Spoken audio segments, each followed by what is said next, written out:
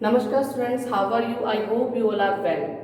So now students, today we will continue the chapter Civilization and Cities, chapter 3, and today we will discuss Harappan life. Okay, in Harappan life we have discussed some topics: social life, cloth, ornaments and other articles of everyday use, occupations, Harappan traders, seals and faith or beliefs. Okay, so student, the conditions prevalence of the banks of river Indus and its tributaries were favorable for settlement of people. Okay, हमने पहले भी देखा था कि जितनी भी जो civilisations हुए हैं, है ना, वो सब बैंक रिवर के पास में हुए हैं, नदियों के किनारे पर हुए।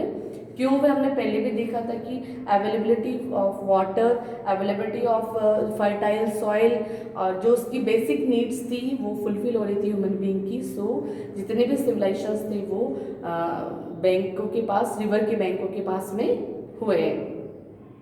The climate was warm and moist. Okay, वहाँ का क्लाइमेट जो था मॉइस्ट होता था, वार्म होता था, और इसीलिए लोग क्या करते थे, मोस्टली वहीं पर अपना जो घर है, अपना जो रहने की जगह है, वो वहीं पर बनाने का चूज़ करते थे।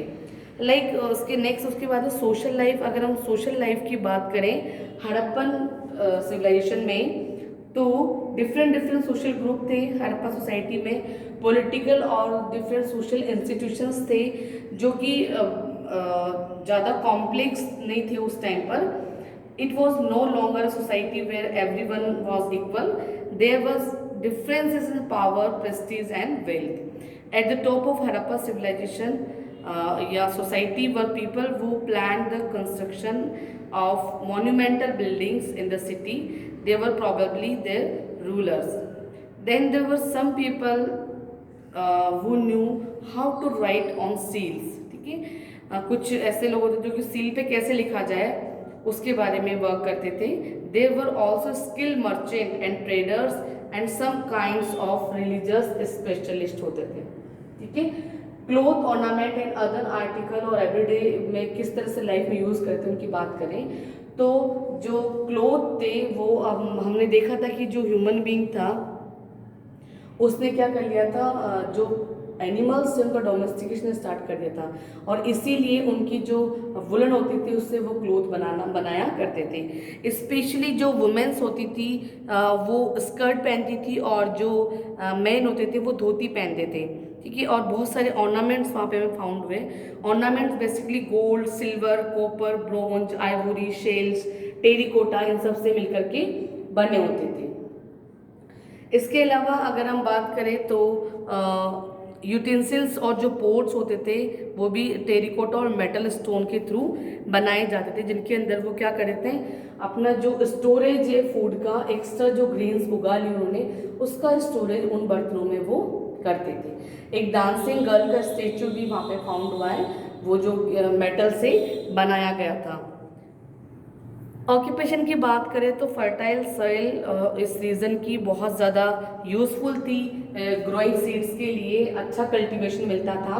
और बेसिकली उस टाइम पर जो वीट, बैली, ग्राम, पीस, मेक, मस्टर्ड और मिलेट्स का प्रोडक्शन किया जाता था, और इनका प्रोडक्शन करने के बाद जो एक्स्ट्रा में बच जाया करता था एक्स्ट्रा प्रोडक्शन, उसको सेव करने के लिए मिट्टी के बड़े बड़े बर्तन बनाए जाते थे और जगह बनाई जाती थी जिसके अंदर कि उनको सेव करके इन फ्यूचर टाइम पे वो उसको यूज़ किया करते थे।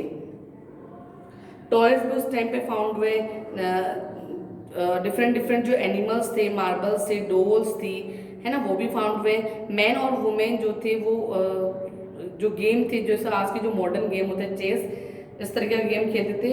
डाइस भी उन लोगों ने डिस्कवर्ड कर ली थी। तो जो हम डाइस खेलते हैं, चेस का गेम खेलते हैं, आज का नहीं है, हड़प्पन सिविलाइजेशन के पीपल्स थे वो भी इनको खेला करते थे।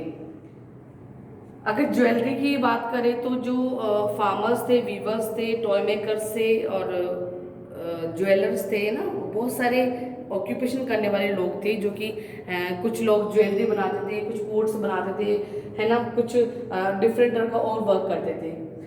अगर हम हड़प्पन ट्रेडर्स की बात करें तो ट्रेडर्स में क्या था, जो हड़प्पन पीपल थे carried on trade with other countries, जो दूसरी कंट्रीज थे उनके साथ में भी ट्रेड करते थे। और Harappan seals have been found in the cities of ancient Mesopotamia.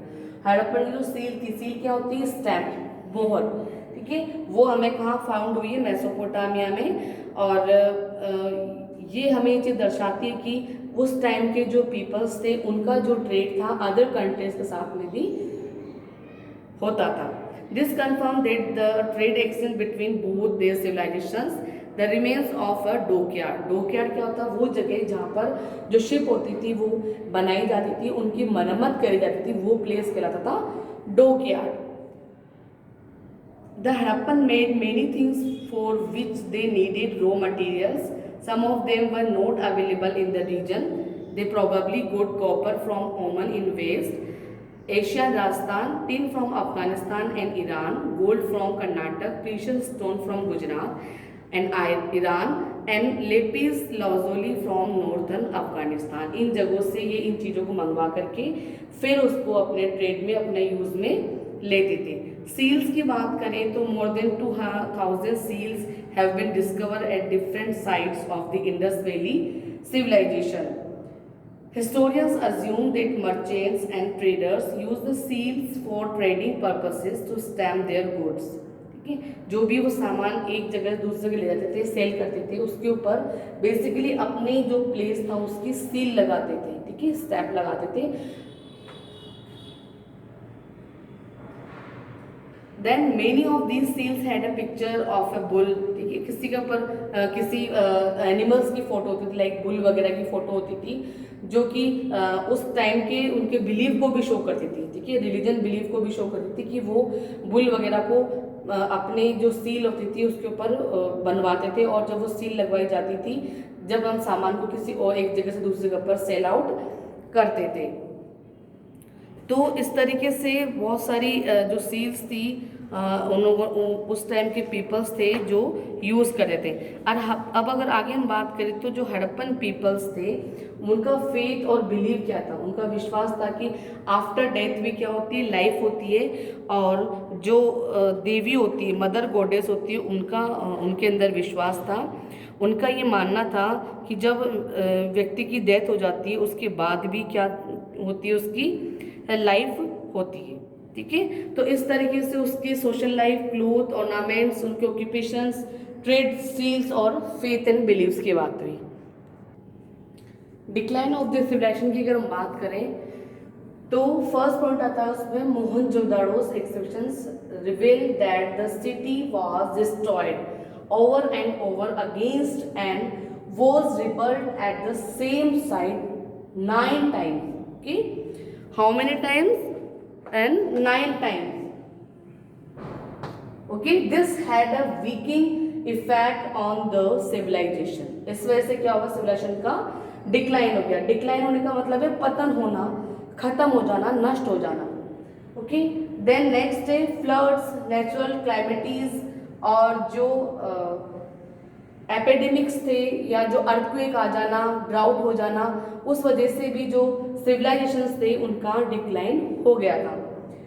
Then changes in the course of the river Indus, जो इंडस नदी थी उसके कोर्स में चेंजेस होने की वजह से भी जो सिविलाइजेशन था उसका डिक्लाइन हो गया। और एक नेक्स्ट रीजन था उसका फॉरेन इन्वेंशंस। फॉरेन इन्वेंशंस की वजह से भी जो सिविलाइजेशन था उसका डिक्लाइन हो गया। तो इस तरह से ये बहुत सारे रीजंस थे, कोई एक रीजन स्पेशल नहीं था कि सिर्फ उसी रीजन की वजह से डिक्लाइन हुआ। ये सभी रीजन थे जिनकी वजह से सिविलाइजेशन का डिक्लाइन हो गया। Okay, that's all for today. Next class we have discuss next topic. Thank you and have a nice day.